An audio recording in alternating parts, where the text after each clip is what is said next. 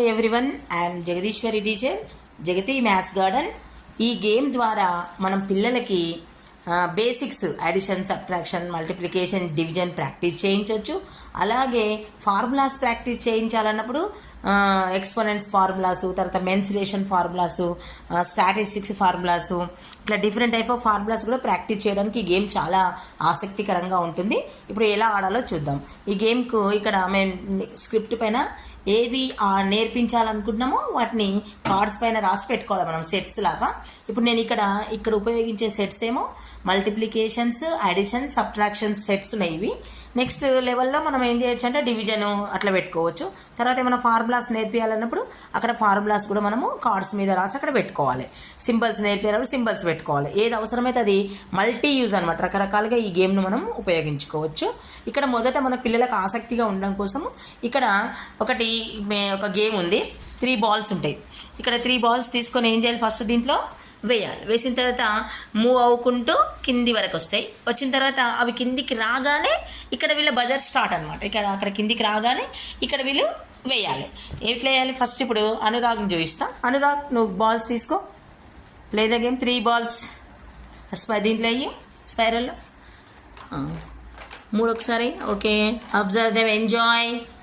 అవి అయిపోగానే start. Rings తీసుకో. రింగ్ దూరం ఉండి కొంచెము. 2 ఛాన్సెస్ ఉంటాయి మీకు.